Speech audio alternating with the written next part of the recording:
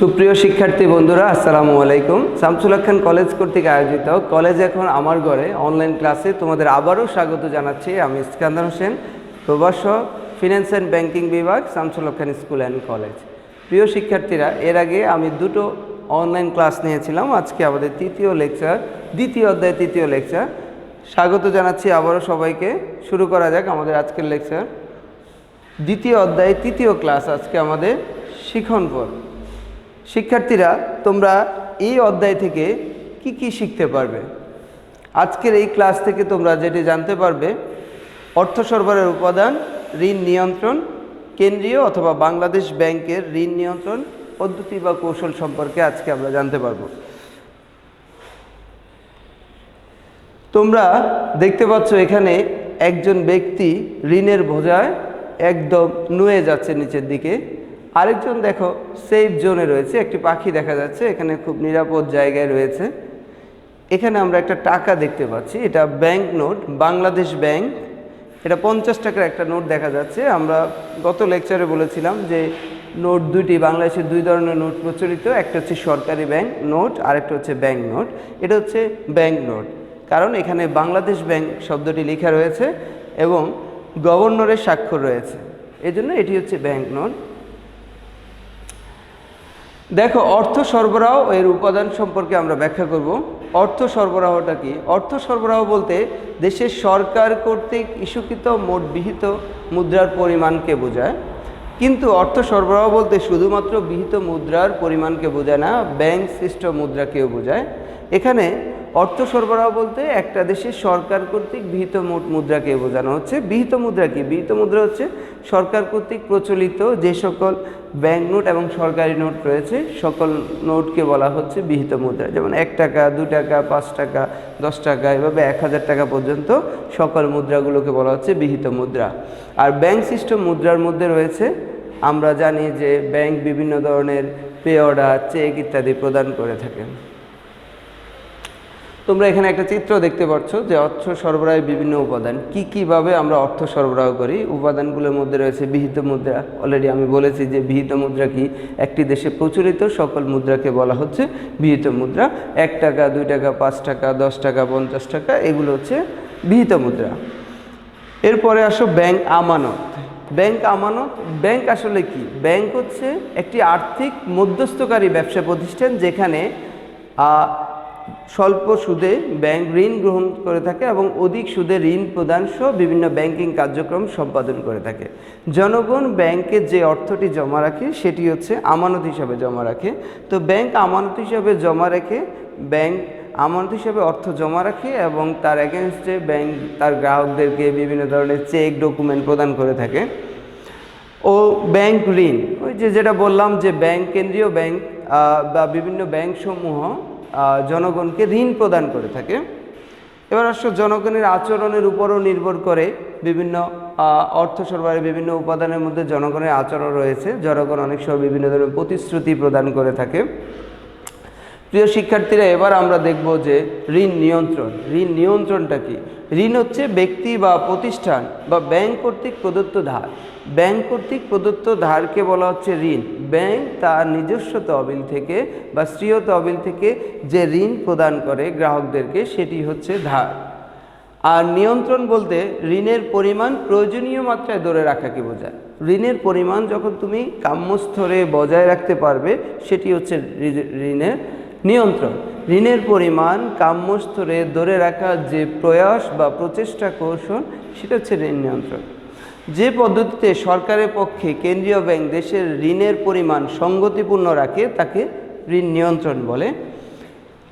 আলোচনার প্রেক্ষিতে ঋণ নিয়ন্ত্রণ বলতে আমরা সহজে যেটা বুঝি, সেটা হচ্ছে দেশের অর্থের পরিমাণ ভারসাম্য স্তরে বজায় রাখা। দেশের অর্থের পরিমাণটা ভারসাম্য স্তরে বজায় রাখা, বেশিও না কমও না, একটা অপটিমাম লেভেলে রাখাটাই হচ্ছে ঋণ নিয়ন্ত্রণ।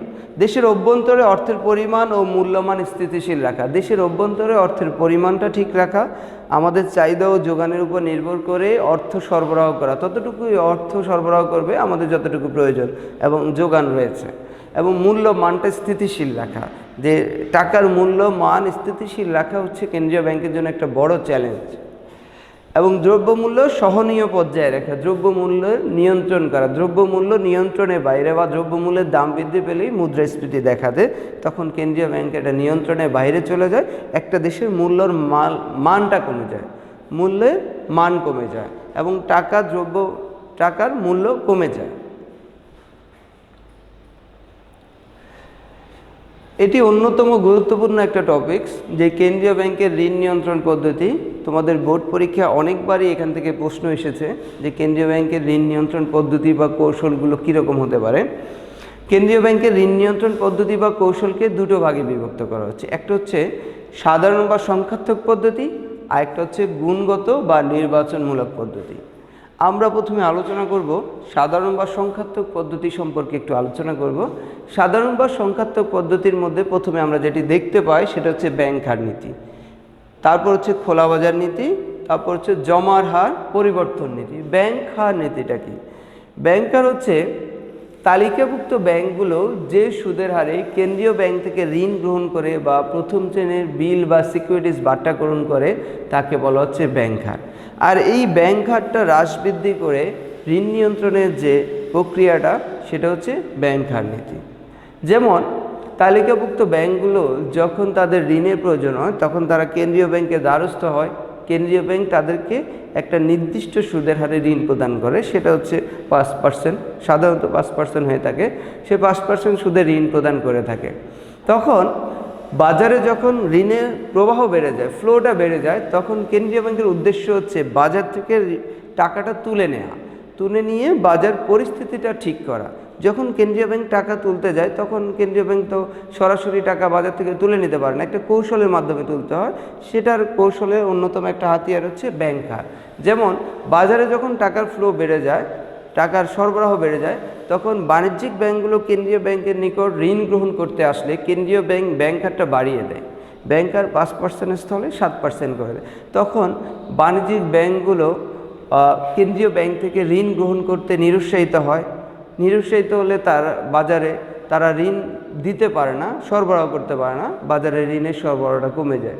ঠিক তদ্রূপ বাজারে যখন মুদ্রার সংকোচন দেখা দেয়, মুদ্রার পরিমাণটা কমে যায়, বাণিজ্যিক ব্যাংকগুলো যখন কেন্দ্রীয় ব্যাংক থেকে ঋণ গ্রহণ করতে আসে তখন ঋণের পরিমাণটা কমিয়ে দেয়। 5% ছিল তার জায়গায় 4% করে দেয়। তখন বাণিজ্যিক ব্যাংকগুলো কেন্দ্রীয় ব্যাংক থেকে ঋণ গ্রহণ করতে উৎসাহ গ্রহণ করে এবং বাজারে ঋণের পরিমাণ বেড়ে যায়। বাণিজ্যিক ব্যাংকগুলো কেন্দ্রীয় ব্যাংকে ঋণ প্রদানের মাধ্যমে বাণিজ্যিক ব্যাংক আবার জনগণকে ঋণ প্রদান করতে পারে এবং বাজারে ঋণের ফ্লোটা বেড়ে যায়। এইভাবে নিয়ন্ত্রণের মাধ্যমে ব্যাংক হার হ্রাস বৃদ্ধিকরণের মাধ্যমে কেন্দ্রীয় ব্যাংক ঋণ নিয়ন্ত্রণে একটা কৌশল চালায়। তবে এটার একটা সীমাবদ্ধতা রয়েছে। যখন একটি দেশে বাজার নিয়ন্ত্রিত থাকে এবং বাণিজ্যিক ব্যাংকগুলো যখন কেন্দ্রীয় ব্যাংকের নিকট ঋণ নিতে আসে তখনই এই ব্যাংক হারটা কার্যকর হয়, অন্যথায় এই ব্যাংক হারটা কার্যকর হবে না। পরেরটা আমরা যেটা দেখতেছি খোলা বাজার নীতি। খোলা বাজার নীতিটা কি? খোলা বাজার নীতি হচ্ছে বাণিজ্যিক ব্যাংকগুলোকে কেন্দ্রীয় ব্যাংক খোলা বাজারে অনেক সময় বন্ড এবং সিকিউরিটিজ বিক্রি করে, ক্রয় এবং বিক্রয় করে থাকে। খোলা বাজারে বন্ড সিকিউরিটিজ ক্রয় বিক্রয় করে থাকে। এই যে নীতির মাধ্যমে সেটা হচ্ছে খোলা বাজার নীতি। বাজারে যখন টাকার ফ্লো বেড়ে যায় তখন বাণিজ্যিক ব্যাংক কেন্দ্রীয় ব্যাংক বাজার থেকে টাকাগুলো তুলে নেওয়ার চেষ্টা করে। তো বাজার থেকে টাকা তুলতে গেলে কি করে? কেন্দ্রীয় ব্যাংক খোলা বাজারে বিভিন্ন বন্ড বা সিকিউরিটিজ বিক্রি করে থাকে। খোলা বাজারে বিভিন্ন বন্ড সিকিউরিটিজ বিক্রির মাধ্যমে যখন বিভিন্ন বাণিজ্যিক ব্যাংকগুলো সেগুলো ক্রয় করে, আর্থিক প্রতিষ্ঠানগুলো ক্রয় করে, তখন তাদের কাছ থেকে টাকাটা কেন্দ্রীয় ব্যাংকে চলে আসে এবং তাদের ঋণ দান সামর্থ্যটা হ্রাস পায়, বাজারে ঋণের পরিমাণটা কমে যায়। ঠিক তদ্রূপ বাজারে যখন টাকার ফ্লোটা কমে যায়, কেন্দ্রীয় ব্যাংকের উদ্দেশ্য কি? বাজারে টাকাটা পাঠানো বা সরবরাহ করা। তো সেটা একটা খোলা বাজার নীতির মাধ্যমে করে থাকে। যেমন খোলা বাজার থেকে বন্ড বা সিকিউরিটিজ কেন্দ্রীয় ব্যাংক ক্রয় করে নেয়। যখন কেন্দ্রীয় ব্যাংক খোলা বাজার থেকে বন্ড সিকিউরিটিজ ক্রয় করে নেয় তখন কেন্দ্রীয় ব্যাংক থেকে টাকা বাণিজ্যিক ব্যাংকগুলোতে যায়, বাণিজ্যিক ব্যাংকগুলোতে টাকার পরিমাণটা বৃদ্ধি পায় এবং বাজারে ঋণের সরবরাহ বৃদ্ধি পায়। এইভাবে কৌশলের মাধ্যমে কেন্দ্রীয় ব্যাংক খোলা বাজারে কোনো সিকিউরিটি দ্রব্য বা সিকিউরিটি বন্ড ক্রয় বিক্রয়ের মাধ্যমে ঋণ নিয়ন্ত্রণের যে প্রচেষ্টা চালায় সেটা হচ্ছে খোলা বাজার নীতি। ঠিক একইভাবে আমরা বলতে পারি এটারও কিছু সীমাবদ্ধতা রয়েছে। খোলা বাজারে বন্ড বা সিকিউরিটিজ যখন ক্রয় বিক্রয় করা হয় তখন বাণিজ্যিক ব্যাংকগুলো যদি সেগুলো ক্রয় না করে তখন খোলা বাজার নীতিটা কার্যকর করা সম্ভব হয় না। এরপর আমরা দেখতে পাচ্ছি যে জমার হার পরিবর্তন নীতি। জমার হার পরিবর্তন নীতি হচ্ছে বাণিজ্যিক ব্যাংকগুলো তার আমানতের একটি অংশ বাধ্যতামূলকভাবে কেন্দ্রীয় ব্যাংকের নিকট জমা রাখতে হয়। তার আমানতের একটা অংশ দুটো ভাগে রাখতে হয়, একটা হচ্ছে সিআরআর, একটা হচ্ছে এসএলআর। সিআরআর মানে হচ্ছে ক্যাশ রিজার্ভ রিকোয়ারমেন্ট এবং এসএলআর হচ্ছে স্ট্যাচুটরি লিকুইডিটি রেশিও, মানে হচ্ছে যে তার বাধ্যতামূলকভাবে আমানতের একটা অংশ দুভাবে জমা রাখতে হয়, একটা হচ্ছে নগদে আর একটা হচ্ছে বন্ড বা সিকিউরিটিজ ক্রয় করে। নগদে হচ্ছে 5.5% এবং 13% হচ্ছে এসএলআর কিনে রাখতে হয়। তো এটা বাধ্যতামূলকভাবে, এবং এই জমার হারটা বাধ্যতামূলকভাবে যেহেতু রাখতে হয়, এই জমার হার পরিবর্তনের মাধ্যমে কেন্দ্রীয় ব্যাংক কিন্তু খুব সহজে ঋণ নিয়ন্ত্রণ করতে পারে। জমার হার যখন যথারীতি বাজারে টাকার ফ্লোটা বেড়ে যায় তখন কেন্দ্রীয় ব্যাংক যে কাজটি করে বাজার থেকে টাকাগুলো তুলে নেওয়ার চেষ্টা করে, সেক্ষেত্রে জমার হারটা বাড়িয়ে দেয়। জমার হার যখন বাড়িয়ে দিবে, জমার হার 19%-এর জায়গায় যদি 25% করা হয়, তখন দেখা যায় যে বাজারে কেন্দ্রীয় বাণিজ্যিক ব্যাংকগুলো থেকে কেন্দ্রীয় ব্যাংকে টাকা বেশি চলে আসছে। আবার দেখা যায় যে জমার হারটা যখন কমিয়ে দেওয়া হয় তখন বাণিজ্যিক ব্যাংকগুলোতে টাকার পরিমাণ বেড়ে যায় এবং বাণিজ্যিক ব্যাংকগুলো জনগণের কাছে ঋণ দিতে পারে, বাজারে ঋণের সরবরাহ বৃদ্ধি পায় বা টাকার সরবরাহ বৃদ্ধি পায়, তখন আর মুদ্রা সংকোচনের বিষয় থাকে না।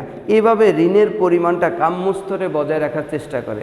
বাজারে টাকা বেশিও থাকবে না, আবার টাকা কমও থাকবে না, মুদ্রাস্ফীতি যেন না হয়, আবার মুদ্রা সংকোচন না হয়। এটা কেন্দ্রীয় ব্যাংকের একটা বড় চ্যালেঞ্জ। এই যে কৌশলগুলো প্রত্যক্ষ বা সাধারণ বা সংখ্যাত্মক, এই কৌশলগুলোর মাধ্যমে কেন্দ্রীয় ব্যাংক ঋণ নিয়ন্ত্রণে একটা বড় চেষ্টা চালিয়ে যায়। শিক্ষার্থী বন্ধুরা, আমরা দেখলাম যে সাধারণ বা সংখ্যাত্মক পদ্ধতিগুলো দেখলাম কেন্দ্রীয় ব্যাংকের। এবার আসো আমরা গুণগত বা নির্বাচনমূলক পদ্ধতিগুলো দেখি। সেটার মধ্যে প্রথমে আছে ঋণের বরাদ্দকরণ নীতি, তারপর হচ্ছে ভোগ্যপণ্যের ঋণ নিয়ন্ত্রণ, জামানতি ঋণের প্রান্তিক হার পরিবর্তন, প্রত্যক্ষ ব্যবস্থা, নৈতিক প্ররোচনা এবং প্রচারণা পদ্ধতি। প্রথমে আমরা যেটা দেখলাম সেটা হচ্ছে ঋণের বরাদ্দকরণ নীতি। ঋণের বরাদ্দকরণ নীতিটা কি?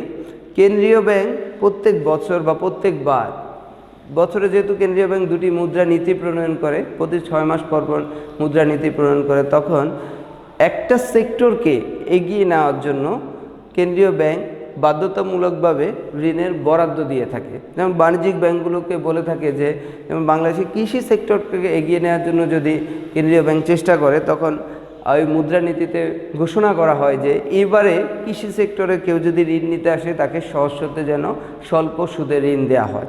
এই যে কৃষি সেক্টরটাকে এগিয়ে নিয়ে, কখনো জাহাজ শিল্প, কখনো পোশাক শিল্প, এক একটা শিল্পকে, ক্ষুদ্র কুটির শিল্প এগিয়ে নেওয়ার জন্য কেন্দ্রীয় ব্যাংক বিশেষ ঋণের বরাদ্দ দিয়ে থাকে। যখন এই সেক্টরটা আবার ভালোভাবে উঠে আসবে, তখন অন্য একটা সেক্টরে ঋণের বরাদ্দ দিয়ে থাকে। এইভাবে ঋণের বরাদ্দ নীতির মাধ্যমে কেন্দ্রীয় ব্যাংক এক একটা সময় এক একটা অর্থনীতিকে চাঙ্গা করে তুলে ভালো অবস্থানে নিয়ে আসে। এটাও কেন্দ্রীয় ব্যাংকের একটা কৌশল। এই ঋণের বরাদ্দ হ্রাস বৃদ্ধি করে কেন্দ্রীয় ব্যাংক ঋণ নিয়ন্ত্রণের একটা কৌশল চালিয়ে যায়। পরবর্তীতে আমরা দেখতে পাচ্ছি যে ভোগ্যপণ্যের ঋণ নিয়ন্ত্রণ। ভোগ্যপণ্য মানে হচ্ছে যেগুলো আমরা কনজিউম করি অথবা যেগুলো আমরা ব্যবহার করে থাকি। যেমন ভোগ্যপণ্যের জন্য অনেক সময় মানুষ ঋণ নিতে যায় ব্যাংকে। এটা হচ্ছে অনুৎপাদনশীল খাতগুলো, যেগুলো উৎপাদনশীল খাতগুলোতে ব্যাংক সাধারণত ঋণ দিতে প্রদান করে। কেন্দ্রীয় ব্যাংক চায় যে তার অধীনস্থ যে ব্যাংকগুলো রয়েছে সেগুলো যেন উৎপাদনমুখী খাতে ঋণ প্রদান করে। এখানে আমরা দেখতে পাই যে ভোগ্যপণ্যের ঋণ নিয়ন্ত্রণের বিষয়ে কেন্দ্রীয় ব্যাংক তার অধীনস্থ বাণিজ্যিক ব্যাংকগুলোকে বিভিন্ন উপদেশ বা পরামর্শ প্রদান করে থাকে। সাধারণত মানুষ যখন ভোগ্যপণ্য ক্রয় করতে যায় তখন ব্যাংকগুলো থেকে ঋণ গ্রহণ করে থাকে। যেমন বিলাসবহুল বিভিন্ন পণ্য ক্রয়ের ক্ষেত্রে বাণিজ্যিক ব্যাংকগুলোর কাছে মানুষ যখন ঋণ নিতে যাবে, তখন কেন্দ্রীয় ব্যাংকের নির্দেশনা রয়েছে অনুৎপাদনশীল খাতে ঋণ যেন কম দেওয়া হয়, উৎপাদনশীল খাতে ঋণের পরিমাণ যেন বাড়িয়ে দেওয়া হয়। তো যেহেতু ভোগ্যপণ্য, সেক্ষেত্রে এটি একটি অনুৎপাদনশীল ক্ষেত্র, সেখানে ঋণের পরিমাণটা যেন হ্রাস করে দেয়। যেমন কেউ যদি ভোগ্যপণ্য ক্রয়ের ক্ষেত্রে ঋণ গ্রহণ করতে যায়, তখন সেক্ষেত্রে তাকে 100% ঋণ প্রদান না করে 70% ঋণ প্রদান করতে বলা হয়েছে। সেই ক্ষেত্রে কেন্দ্রীয় ব্যাংক যদি সেখানে আরেকটু নিরুৎসাহিত করতে চায়, সেখানে 70% থেকে 50% ওই পণ্যটির দামে যে মূল্যটি রয়েছে তার 50% ঋণ প্রদান করতে পারবে।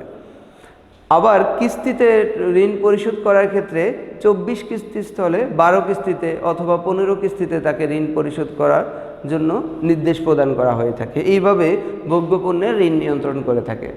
জামানতি ঋণের প্রান্তিক হার পরিবর্তন। জামানতি ঋণের প্রান্তিক হার পরিবর্তন কীরকম? ব্যাংক থেকে যখন আমরা ঋণ গ্রহণ করতে যাব তখন ব্যাংকে জামানত রাখতে হয়। তোমার কোনো স্থায়ী সম্পত্তি বা অস্থাবর সম্পত্তি জামানত রেখে ঋণ নিতে হয়। তো এই ক্ষেত্রে তুমি স্থাবর সম্পত্তি কত টাকা ঋণের বিপরীতে তুমি কত টাকা ঋণ পাবে, জামানতের বিপরীতে কত টাকা জামানতের বিপরীতে তুমি কত টাকা ঋণ নিতে পারবে, সেটি এখানে উল্লেখযোগ্য বিষয়। যেমন তুমি 100 টাকার স্থায়ী সম্পত্তি জামানত রেখে তুমি 70 টাকা পর্যন্ত সর্বোচ্চ ঋণ পাবে, 30% মার্জিন থাকবে। তো এই ক্ষেত্রে কেন্দ্রীয় ব্যাংকের নির্দেশনা রয়েছে, যদি বাজারে টাকার ফ্লো বেড়ে যায় তখন কেন্দ্রীয় ব্যাংক 100 টাকার জামানতের বিপক্ষে সর্বোচ্চ 50 টাকা ঋণ দেওয়ার জন্য নির্দেশ প্রদান করে থাকে।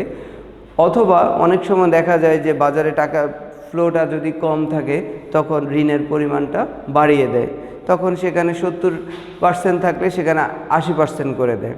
এইভাবে বিভিন্ন কৌশলের মাধ্যমে কেন্দ্রীয় ব্যাংক ঋণ নিয়ন্ত্রণে বিভিন্ন প্রচেষ্টা চালায়। প্রত্যক্ষ ব্যবস্থা গ্রহণ, অনেক সময় বাণিজ্যিক ব্যাংকগুলো যখন কেন্দ্রীয় ব্যাংকের নিয়ম নির্দেশনা না মেনে চলে তখন তাদের উপর প্রত্যক্ষ শাস্তিমূলক ব্যবস্থা গ্রহণ করে। কীরকম হতে পারে? আমরা যেমন, যেহেতু কেন্দ্রীয় ব্যাংক হচ্ছে মুদ্রাবাজারের অভিভাবক, ব্যাংকগুলোর অভিভাবক, কেন্দ্রীয় ব্যাংক ঋণ সুবিধা প্রত্যাহার করে, তাদেরকে নিকাশ ঘরের সুবিধা প্রত্যাহার করে এবং অতিরিক্ত দণ্ডনীয় সুদ বা চার্জ ধার্য করে কেন্দ্রীয় ব্যাংক তাদের বিরুদ্ধে প্রত্যক্ষ শাস্তিমূলক ব্যবস্থা গ্রহণের মাধ্যমে ঋণ নিয়ন্ত্রণে একটা প্রচেষ্টা চালিয়ে যায়। তারপর আমরা দেখতে পাচ্ছি যে নৈতিক প্ররোচনা। নৈতিকভাবে কেন্দ্রীয় ব্যাংক বিভিন্ন ধরনের উপদেশ পরামর্শ প্রদান করে থাকে তার অধীনস্থ ব্যাংকগুলোকে। যেমন বন্যায় যদি কৃষি সেক্টরে অনেক বেশি ক্ষতিগ্রস্ত হয় তাহলে কৃষকদেরকে যেন অন্যান্য ব্যাংকগুলো ঋণ প্রদান করে সহজ শর্তে। যেমন করোনা ভাইরাসের কারণে সারা পৃথিবী যেহেতু স্তম্ভিত, একটা অর্থনৈতিকভাবে কলাপস হয়েছে, সারা পৃথিবীর যার ক্ষতিগ্রস্ত হয়েছে, সেক্ষেত্রে বাংলাদেশও তারই একটি অংশ, বাংলাদেশও ক্ষতিগ্রস্ত হয়েছে। সেই কারণে বাংলাদেশকে এই ক্ষতির হাত থেকে রক্ষা করার জন্য কেন্দ্রীয় ব্যাংক অনেক সময় নির্দেশনা প্রদান করে থাকে। এই নির্দেশনা হচ্ছে মেনে চলে, অনেক সময় বাণিজ্যিক ব্যাংকগুলো সেই নির্দেশনা মেনে চলতে হয়, কারণ বাণিজ্যিক ব্যাংকগুলো হচ্ছে কেন্দ্রীয় ব্যাংকের অধীনে চলে। এছাড়াও বিভিন্ন প্রচারণা পদ্ধতির মাধ্যমে কেন্দ্রীয় ব্যাংক ঋণ নিয়ন্ত্রণের চেষ্টা করে। প্রচারণা পদ্ধতির মধ্যে রয়েছে বিভিন্ন বুলেটিন প্রকাশ করা, ম্যাগাজিন, পত্রপত্রিকা এবং আর্থিক অবস্থা প্রকাশের মাধ্যমে তার অধীনস্থ ব্যাংকগুলোকে সচেতন করে এবং তাদেরকে বিভিন্ন ধরনের পরামর্শ প্রদানের মাধ্যমে কেন্দ্রীয় ব্যাংক তাদের এই ঋণ নিয়ন্ত্রণের কার্যক্রম চালিয়ে যায়। শিক্ষার্থী বন্ধুরা, তাহলে আমাদের এখানে কাজ থাকবে হচ্ছে দলীয় কাজ। কেন্দ্রীয় ব্যাংকের ঋণ নিয়ন্ত্রণের পদ্ধতি আলোচনা করবে। দলীয় কাজটা আমরা যেরকম অনলাইন ক্লাস নিচ্ছি, সেই অনলাইনের মাধ্যমে তোমরা তোমাদের সহপাঠীদের সাথে যোগাযোগ করে দলীয় কাজটা তোমরা সেরে নিতে পারো। কেন্দ্রীয় ব্যাংকের ঋণ নিয়ন্ত্রণ বিভিন্ন পদ্ধতি সম্পর্কে তোমরা আলোচনা করতে পারো, কুইজ প্রশ্ন তৈরি করতে পারো। আসো মূল্যায়ন। আজকের লেকচার থেকে আমরা কি শিখলাম, আমরা নিজেকে মূল্যায়ন করি। এখানে দেশে হঠাৎ করে মুদ্রাস্ফীতি বাড়ছে, বাণিজ্যিক ব্যাংকগুলো যথেষ্ট ঋণ দিচ্ছে, তাই কেন্দ্রীয় ব্যাংক নির্দেশ জারি করলো এখন তার নিকট থেকে ঋণ নিতে হলে 1% বেশি সুদ দিতে হবে। কিছু ব্যাংকের উপর এই প্রভাব পড়লেও বেশ কিছু বড় ব্যাংক এটা মানছে না, তাই কেন্দ্রীয় ব্যাংক ওই সকল ব্যাংকে ক্লিয়ারিং হাউসে বসার সুযোগ দেয় না। তাহলে প্রথম প্রশ্ন হচ্ছে, কেন্দ্রীয় ব্যাংকের উদ্দেশ্য কি? আমরা জানি কেন্দ্রীয় ব্যাংক যেহেতু একটি অমুনাফাভোগী প্রতিষ্ঠান, সেজন্য কেন্দ্রীয় ব্যাংকের উদ্দেশ্য হচ্ছে জনকল্যাণ করা।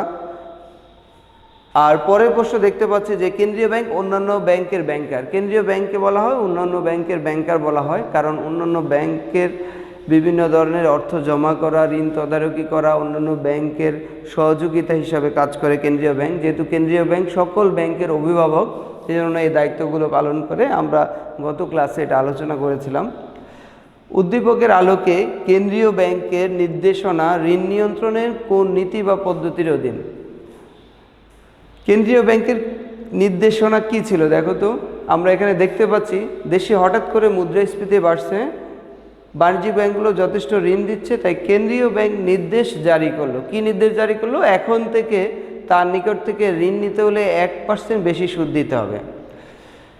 যেহেতু ঋণের পরিমাণ যথেষ্ট বেড়ে গিয়েছে, কেন্দ্রীয় ব্যাংক এর জন্য ঋণ নিতে হলে 1% তাকে বেশি দিতে হবে, সুদ বেশি দিতে হবে।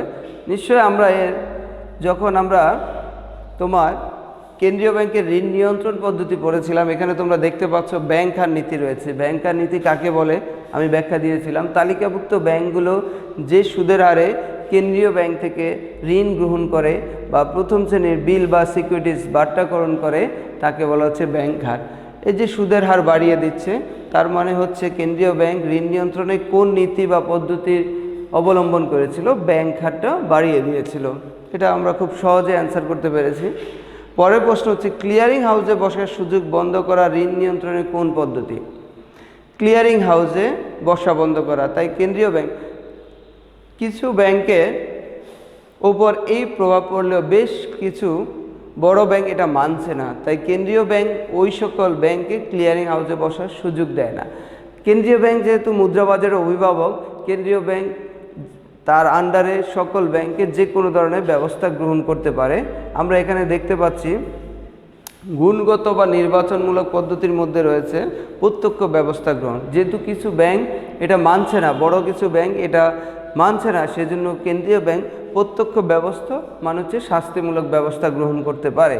প্রত্যক্ষ ব্যবস্থার মধ্যে আমরা দেখতে পাবো যে কেন্দ্রীয় ব্যাংক অতিরিক্ত দণ্ডনীয় সুদ বা চার্জ ধার্য করে, ক্লিয়ারিং হাউসে বসা বা নিকাশ ঘরের সুবিধা থেকে তাদেরকে বঞ্চিত করে এবং বিভিন্ন ধরনের কৌশল অবলম্বন মাধ্যমে তারা ঋণ নিয়ন্ত্রণের চেষ্টা করে। নিশ্চয় আমরা বুঝতে পারলাম এটা গুণগত বা নির্বাচনমূলক পদ্ধতির মধ্যে প্রত্যক্ষ ব্যবস্থা গ্রহণের নীতি।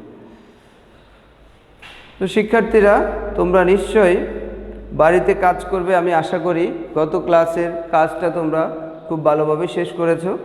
আজকে এই লেকচারে তোমাদের বাড়ির কাজ হচ্ছে অর্থ সরবরাহের বিভিন্ন উপাদানগুলো বর্ণনা করবে এবং এগুলো ব্যাখ্যা করবে।